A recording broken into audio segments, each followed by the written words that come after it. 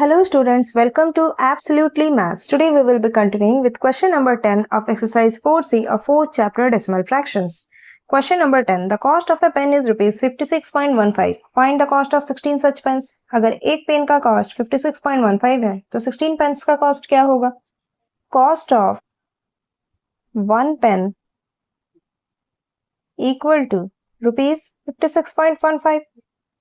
Therefore, cost of 16 pens का cost क्या हो जाएगा 56.15 into 16 which is equal to 5615 by 100 into 16. इसे हम लिख सकते हैं 4 4 जा 16, 4 2 जा 8, 4 5 जा 20.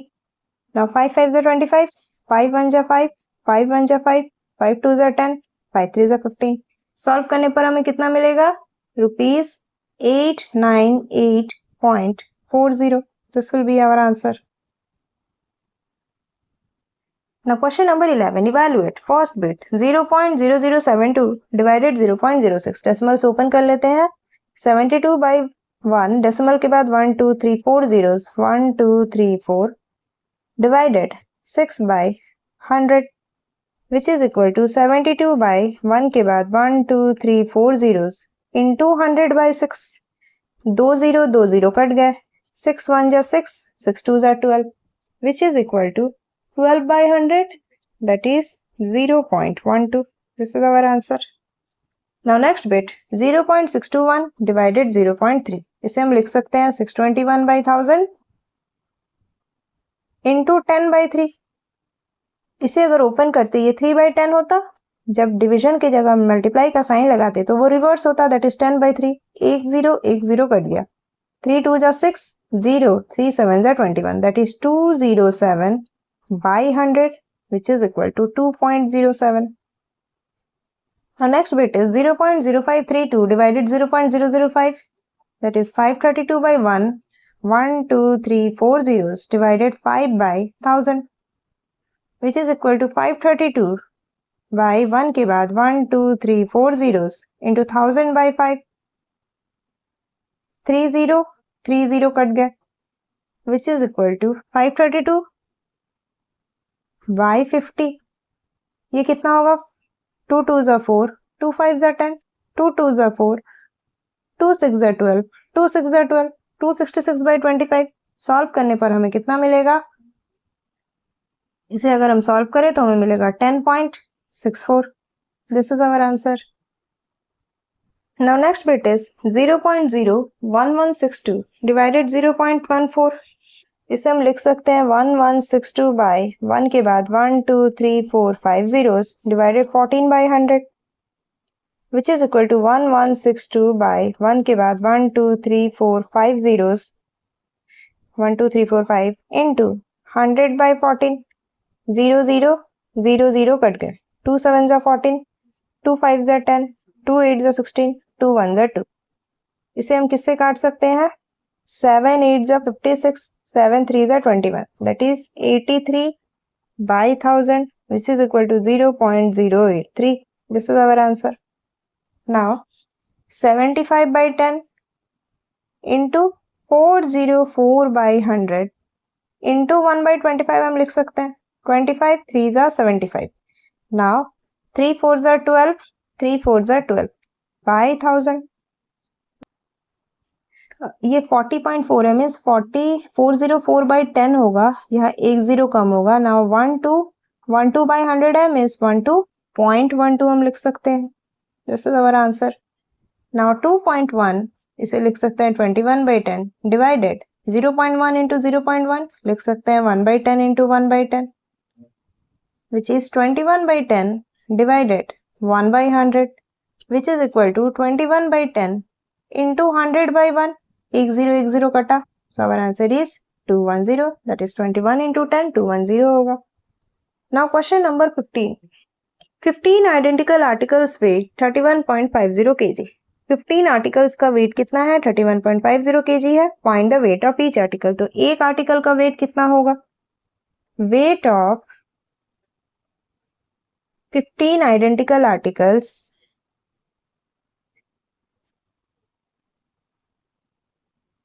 कितना है? 31.50 kg. Therefore, weight of one article कितना हो जाएगा? 31.50 divided 15, which is equal to 3150 by 100 into 1 by 15. इसे लिख सकते हैं 15 2s are 30, 15 1s are 15, 0, 210 by 100, 10 कटा, which is equal to 21 by 10, which is 2.1 kg. तो एक आर्टिकल का वेट कितना है? 2.1 kg है. Now question number 13. The product of two numbers is 211.2. If one of these two numbers is 16.5, find the other. दो numbers को multiply करने पर हमें 211.2 मिलता है. उनमें से अगर एक 16.5 है तो दूसरा क्या होगा? Let the other number be x. मान लेते हैं वो दूसरा नंबर x है. One of them, उनमें से एक 16.5 है. So product of two numbers, दो नंबर्स का प्रोडक्ट कितना दिया गया है? 211.2. मल्टीप्लाई किसे किसे करना है? 16.5 और x को मल्टीप्लाई करने पर ही 211.2 आता है. That implies 165 by 10 into x equals 211.2 by 10. 10 1 जा 10 कट गया. Now x equals 2112 by 165. इसे सॉल्व करने पर हमें कितना मिलेगा? सॉल्व करने पर हमें मिलेगा 12.8. That other number is 12.8. Now question number 14.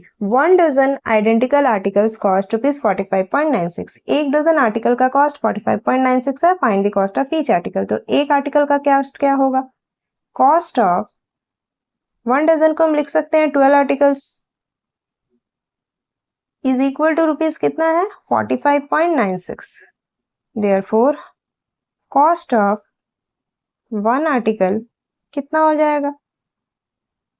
45.96 divided 12. तो हम क्या लिख सकते हैं? 4596 by 100 into 1 by 12. Now 4 3s are 12, 4 1s are 4, 4 1s are 4, 19. This is 4 4s are 16. 4 9 is 36. Now 1149 by 3. क्या ये रिड्यूस होगा? 3 3 is 9, 3 8 is 24, 3 3 is 9. Yes. So our answer is 383 by 100. That is rupees 3.83. एक पेन का दाम कितना है? एक pen का cost rupees. Now question number 15. Find whether the given division forms a terminating decimal or non-terminating decimal. हमें बताना है यहाँ जो divisions दिए गए हैं वो terminating decimals है या non-terminating. Now what is terminating decimal? Terminating decimal का मतलब है कि remainder 0 हो जाएगा, एक पॉइंट पर जाकर वो स्टॉप हो जाएगा और आगे सॉल्व नहीं होगा. non-terminating decimal का मतलब है कि रिमाइंडर कभी 0 आएगा ही नहीं, वो आगे सॉल्व होता ही जाएगा और डेसिमल के बाद हमें वैल्यूज मिलते ही जाएंगे. For example first question 3 divided 8. इसे हम क्या लिख सकते हैं? 8 बाहर 3 अंदर. अब 8 से 3 तो डिवाइड नहीं होगा, इसके लिए हम क्या करेंगे? 0 पॉइंट लगाकर एक 0 लगाएंगे. Now 8 3s are 24. 30 minus 24, this is 6. Decimal के लिए 0. 8 7s are 56. 60 minus 56 4. डेसिमल के लिए 0. 8 5s are 40. 40 minus 40 0. यहाँ क्या हुआ? रिमाइंडर 0 हो गया और डेसिमल के बाद भी वैल्यूज फिक्स हो गया, दैट इज 0.375. ये इसका फिक्स्ड आंसर है. तो इसे हम क्या कह सकते हैं? ये टर्मिनेटिंग डेसिमल है कि डेसिमल स्टॉप हो गया, टर्मिनेट हो गया. This is terminating decimal. Now second one 8 divided 3. 3 8. इसे लिख सकते हैं 3 2 is 6. 8 minus 6 2. 0.0. 3 6 is 18. 20 minus 18 2. Decimal के लिए 0. 3 6 is 18. 20 minus 18 2. डेसिमल के लिए 0. 3 6 is 18. 20 minus 18 2. तो हमने यहाँ क्या देखा? ये कंटिन्यूस होता ही जा रहा है, स्टॉप ही नहीं हो रहा है, ये आगे बढ़ते ही जा रहे हैं अप टू इन्फिनिटी. तो ऐसे वाले क्वेश्चंस को हम नॉन टर्मिनेटिंग डेसिमल कहते हैं. तो इसका आंसर क्या हुआ? 2.66 के बाद हम कुछ डॉट्स लगा देंगे, मीन्स वो कंटिन्यूस है, नॉन टर्मिनेटिंग है. तो ये हो गया non terminating decimal. Next 6 divided 5, 5 1 जा 5, 6 माइनस 5 1, डेसिमल के लिए 0, 5 2 जा 10। ये तो पूरा सॉल्व हो गया, मीन्स ये 1.2 हुआ इसका आंसर। इसका 2.66 कंटिन्यूअस था, ये 1.2 है और ये टर्मिनेटिंग है, टर्मिनेटिंग डेसिमल, क्योंकि हमें एक फिक्स्ड वैल्यू मिल गया। Now next fourth bit 5 divided 6, इसमें क्या करना है ये भी हम देखते हैं। इसमें हमें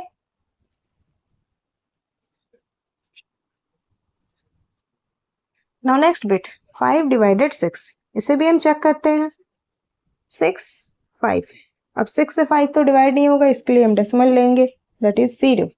नाउ इसे किससे सॉल्व करेंगे? 6 8 जा 48, 50 माइनस 48 2, डेसिमल के लिए 0, 6 3 जा 18, 20 माइनस 18 2, डेसिमल के लिए 0, अगेन 6 3 जा 18, 20 माइनस 18 2, अगेन डेसिमल के लिए 0, 6 3 जा 18, ऐसा तो चलता ही जा रहा है, मीन्स ये नॉन टर्मिनेटिंग हो गया।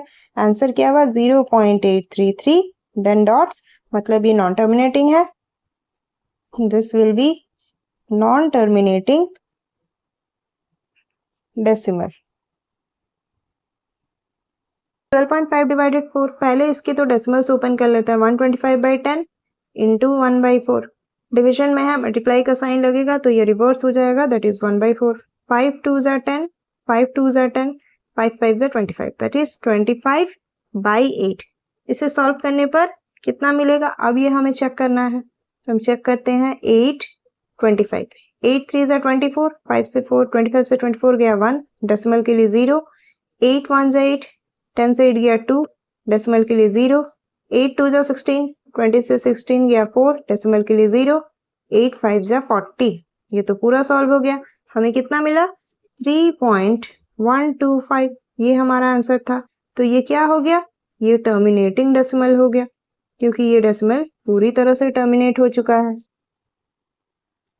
Now next bit is 23 divided 0.7, इसे हम लिख सकते हैं 23 divided 7/10, which is equal to 23 into 10/7, that is 230/7। अब इसे डिवाइड करते हैं 7 230, 7 3 जा 21, 23 से 21 जाने पर 2, and this is 0, 7 2 जा 14।